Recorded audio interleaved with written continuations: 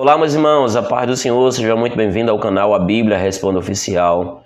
Eu me chamo Jeremias Santos, eu lhe peço para que você se inscreva no canal se ainda não for inscrito, ative o sino para receber as nossas notificações sempre quando a gente publicar um novo vídeo no canal.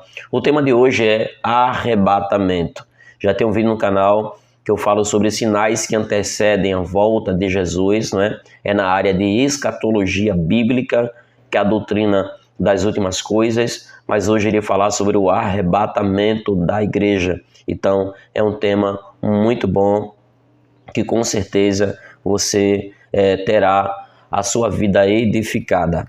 O texto que eu escolhi como leitura está em Números, capítulo de número 35, versículo 24 ao verso de número 25, como leitura para esse tema arrebatamento, que de fato foi uma escolha minha proposital. Só que você pode escolher vários textos bíblicos, né, para poder conduzir este tema arrebatamento. Você pode escolher 1 Tessalonicenses, capítulo 4, versículo 16 e o verso 17.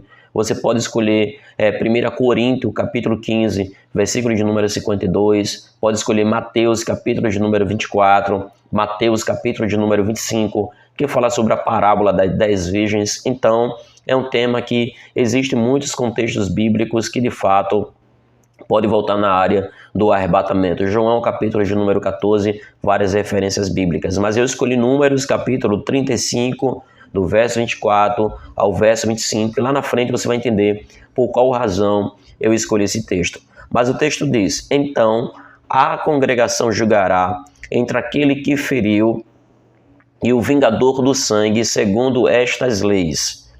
E a congregação livrará o homicida da mão do vingador do sangue, e a congregação o fará voltar à cidade do seu refúgio, onde se tinha acolhido, e ali ficará até a morte do sumo sacerdote, a quem ungiram com santo óleo. Isso aqui é um texto muito forte que você vai entender por quê.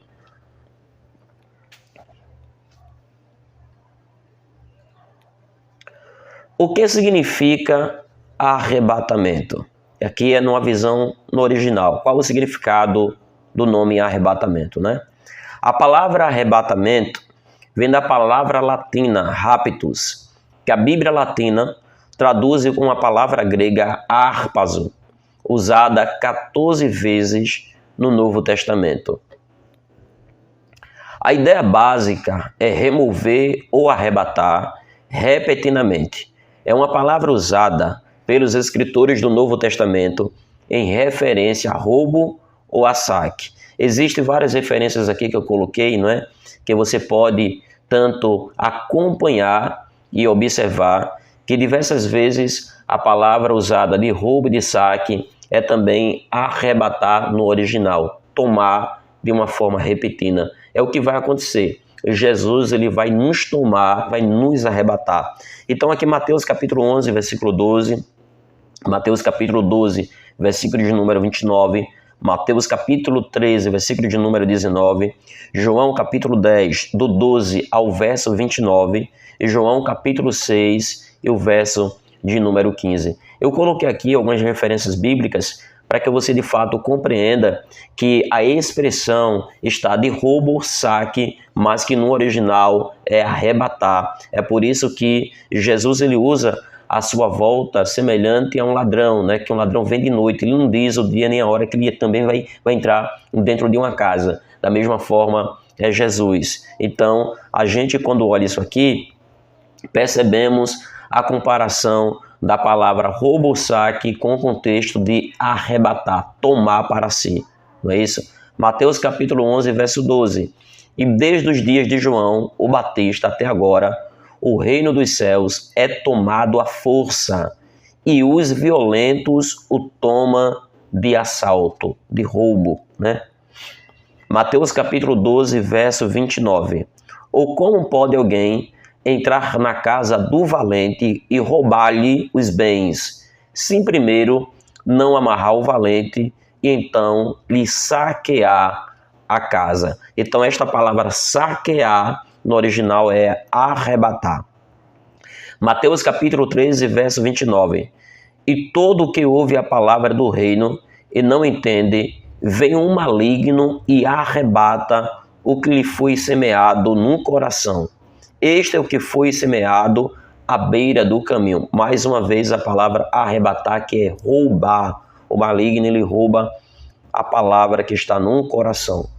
Como Jesus garantiu a nossa salvação na prática? Romanos capítulo 3, verso 23. Porque todos pecaram e foram destituídos da glória de Deus. Desde o momento que Adão e Eva ele pecou contra o Senhor, e Deus ele foi obrigado a lançar o homem para fora do Éden, né? Para lavrar a terra do seu pecado, também colocando querubins num jardim para que o homem não tomasse da fruta da árvore da vida e vivesse eternamente com a natureza pecaminosa. Este não era o propósito de Deus, por isso Deus ele leva o homem para fora do Éden. Mas por conta deste pecado, toda a humanidade foi atingida, né, pela maldição do pecado. É por isso que todos pecaram e foram destituídos da glória de Deus. Romanos capítulo 6, verso 23. Porque o salário do pecado é a morte, mas o dom gratuito de Deus é a vida eterna por Cristo Jesus, o nosso Senhor. Então, se todos pecaram, todos cometeram pecado, embora involuntariamente, por conta já que herdaram a maldição do pecado através de Adão. Só que este pecado ele exigia um pagamento. E o pagamento do pecado era a morte. Precisava alguém morrer. Precisava, de fato, pagar esta dívida. Precisava de alguém para pagar a nossa dívida. Precisava de alguém, porque a gente estava com débito com o pecado. E este débito era a morte. Então precisava de alguém para pagar esta dívida.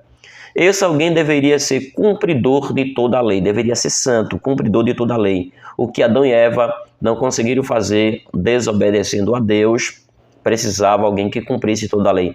Só que observar a lei e cumprir toda a lei e tentar alcançar a salvação por méritos da lei não é uma coisa muito fácil de se fazer. Por quê? Porque a lei ela era baseada entre os 10 mandamentos e os 613 preceitos. Então, cumprir toda a lei não era algo muito fácil. E Tiago ele fala uma coisa interessante. Tiago, capítulo 2, versículo 10. Porque qualquer que guarda toda a lei e tropece em um só ponto, torna-se culpado de todos. Então, se alguém está tentando ganhar a salvação por méritos da lei, e ele está cumprindo os mandamentos, cumprindo os preceitos, mas se ele apenas descumpre um, ele se torna culpado de todos os preceitos de toda a lei. Então era impossível alguém alcançar a salvação, a justificação por meios da lei. Mas este Jesus, o segundo Adão que veio, ele conseguiu cumprir toda a lei e esse foi o meio, né, que Jesus ele nos conduziu de volta para a presença de Deus. Deveria ser um sumo sacerdote, não deveria ser apenas um cumpridor da lei, mas também deveria ser um sumo sacerdote. Números, capítulo de número 35, versículo 24 ao 25, foi o texto que eu escolhi como tema, que você vai entender agora por qual razão eu escolhi esse texto. Vamos lá. Salmo de número 110, versículo 4, é outra referência bíblica que também eu vou mostrar para vocês, mas aqui é uma promessa de Deus, Deus dizendo, e jurou o Senhor e não se arrependerá. Tu és sumo sacerdote eterno, segundo a ordem de Melquisedeque. Hebreus capítulo 7, versículo 11 ao 14, é uma confirmação sobre Jesus ser sumo sacerdote segundo a ordem de Melquisedeque. Mas por que ele era sumo sacerdote segundo a ordem de Melquisedeque? Porque ele era da tribo de Judá, não é? E para ser sumo sacerdote só podia ser da tribo de Levi. Jesus não podia, mas ele vinha de uma ordem superior à ordem de Levi, a ordem, vamos dizer, de Arão, né? Então ele vinha da ordem de Melquisedeque. Mateus capítulo de número 26 e 65 é um momento que o sumo sacerdote na época de Jesus, porque só poderia existir um sumo sacerdote, né? Só podia existir um sumo sacerdote. E na época de Jesus, o sumo sacerdote no momento era Caifás. Então Jesus não podia assumir a função de sumo sacerdote, mesmo sendo da ordem de Melquisedeque. Então precisava acontecer alguma coisa, não é? Na vida de Caifás, para que ele abolisse o seu ofício sacerdotal, para que Jesus assumisse a função e morresse na cruz do Calvário como sumo sacerdote. Aí talvez você ressurja uma pergunta, mas o que a humanidade ganharia de Jesus morrendo como sumo sacerdote? Porque Deus fez questão, ele vir para a terra também, não apenas como cumpridor da lei, mas como sumo sacerdote. O que a humanidade ganharia com isso? Você vai entender daqui a pouco.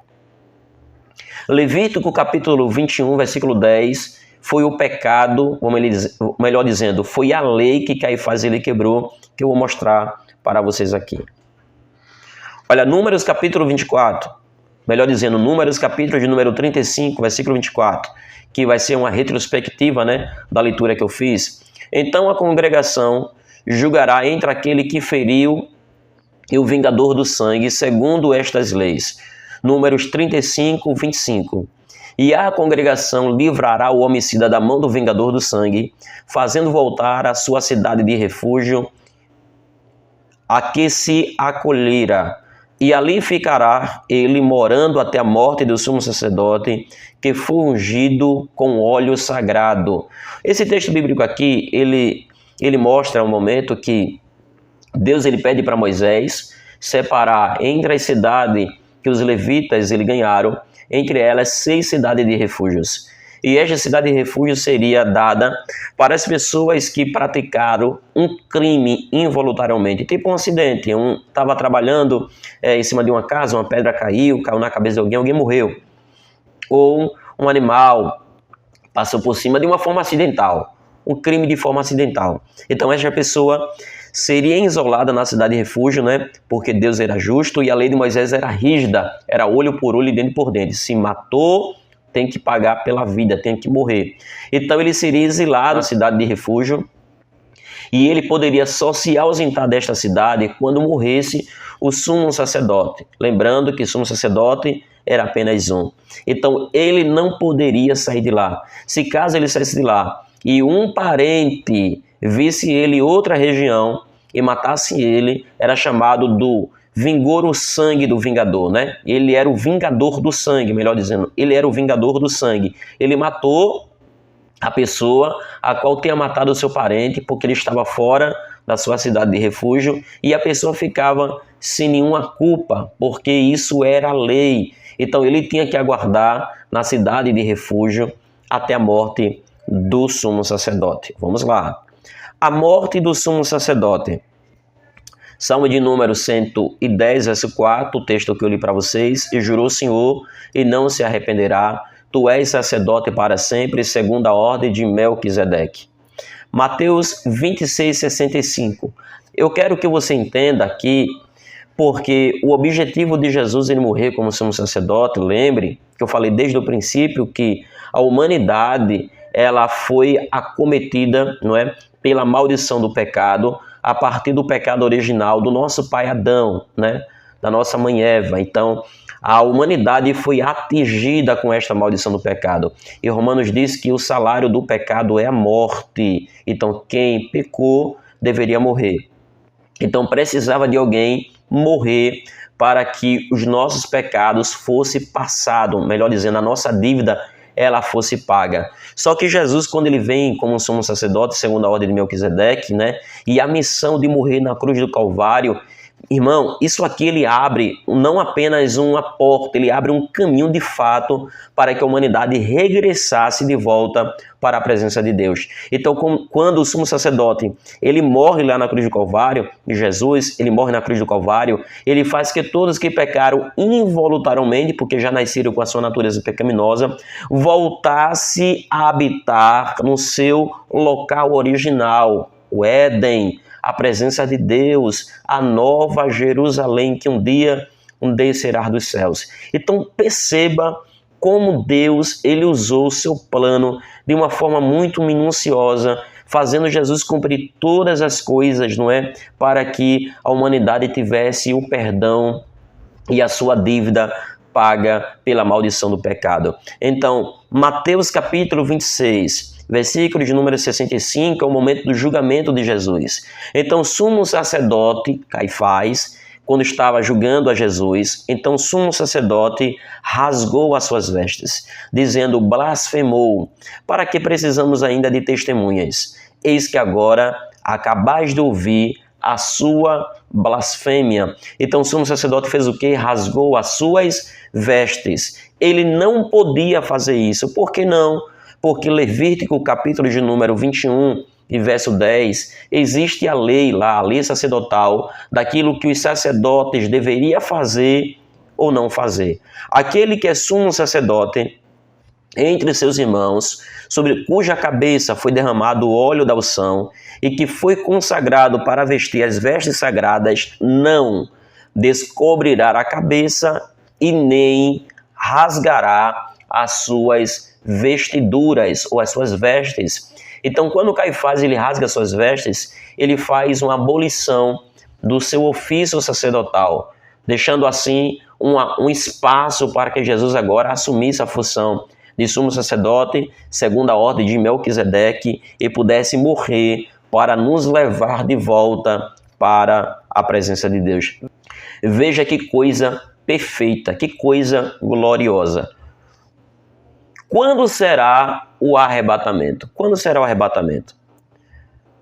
Mateus capítulo 24, versículo número 36. Porém, daquele dia e hora ninguém sabe, nem os anjos nos céus, nem o Filho, mas unicamente o Pai. Então, o dia e a hora ninguém sabe. Só que Mateus 24, versículo 32 e 33, Jesus ele usa uma parábola da figueira. Ele olha para seus discípulos e diz: aprendei a parábola da figueira, porque quando seus ramos se tornam terros e começam a brotar folhas, sabei que o verão está próximo. Mesmo assim, quando vocês verem todas essas coisas acontecerem, sabei que ele está às portas. Então, embora eu não sabendo o dia e nem a hora que Jesus vai voltar, quando eu olho para os sinais, eu percebo que ele está às portas, está perto de voltar. Então, a gente precisa guardar esta palavra, porque Jesus, de fato, ele está voltando. Como será o arrebatamento? 1 Tessalonicenses, capítulo 4, do 16 e 17, primeiro os mortos devem ressuscitar primeiro, após isso acontecerá o arrebatamento dos vivos. Paulo diz: porque o mesmo Senhor descerá do céu, com alarido, com a voz do arcanjo e com a trombeta de Deus. E os que morrerem em Cristo ressuscitarão primeiro, depois nós que ficarmos vivos seremos arrebatados, iremos encontrar com ele nos ares, e assim estaremos para sempre com o Senhor. Então, como será o arrebatamento? Primeiro, os mortos hão de ressuscitar, e depois nós, que aguardamos o Senhor, seremos arrebatados. Será semelhante a um abrir e fechar de olhos, segundo o texto bíblico de 1 Coríntios, capítulo 15, versículo de número 52. Num momento, num abrir e fechar de olhos, ao som da última trombeta, porque a trombeta soará e os mortos ressuscitarão primeiros. É interessante a gente parar para pensar aqui, a princípio de tudo, que os cientistas dizem que a durabilidade de um abrir e piscar de olhos dura apenas 1/5 de segundo. Então é muito rápido, né? Lembrando que o arrebatamento não é como um abrir e piscar de olhos. Será semelhante a um abrir e piscar de olhos. É uma comparação. Isso mostra que quando Jesus há de voltar, não vai dar tempo ninguém deixar de fazer o que está fazendo. Não vai dar tempo ninguém deixar de falar o que está falando. Não dará tempo ninguém pedir perdão se o perdão já não foi dado. Então você precisa guardar esta palavra, porque o arrebatamento será como abrir e fechar de olhos. Como posso acreditar no arrebatamento? Existia na época de Pedro algumas pessoas que não acreditavam no arrebatamento, porque eles diziam que o arrebatamento estava já demorando por demais. Segundo Pedro, capítulo 3, versículo 3. Sabendo primeiro isto, que nos últimos dias virão escarnecedores, com zombariam, andando segundo as suas próprias concupiscências. E dizendo: onde está a promessa da sua vinda? Porque desde que os pais dormiram, todas as coisas permanecem como desde o princípio da criação. Existem pessoas nos nossos dias que infelizmente é assim, né? Que não acredita mais no arrebatamento porque acha que Jesus está demorando demais. Nada estará acontecendo, mas não esqueça de uma coisa, viu?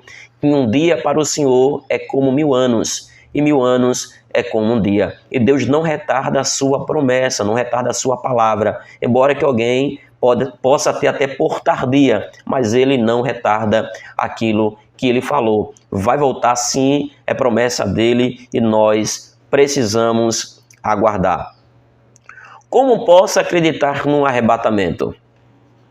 Primeiro, esse é o plano de Deus, por isso nos elegeu nele antes da fundação do mundo. Porque alguém pode pensar, não, se Jesus sabia, se Deus sabia que o homem iria pecar, Adão e Eva iria pecar, porque Deus coloca eles no Éden, estabelece ainda uma lei, né, dizendo que ele poderia comer de toda a fruta, mas menos da fruta da ciência do bem e do mal, dela não poderia comer. Se Deus sabia de tudo isso, por que Deus fez? Deus era tão conhecedor que o homem, quando errou, não pegou Deus de surpresa. É por isso que antes da fundação do mundo, ele já tinha nos elegido nele, ou seja, antes que o mundo fosse fundado, antes que o Éden fosse estabelecido, antes que Adão e Eva fosse criado, Deus já tinha dado o seu Filho Jesus, antes que o mundo fosse fundado. Jesus já estava morto na predestinação de Deus, antes da fundação do mundo. Efésios capítulo 1, verso 4. Como também nos elegeu nele, antes da fundação do mundo, para sermos santos, irrepreensíveis diante dele em amor. Segundo, Jesus prometeu que voltaria.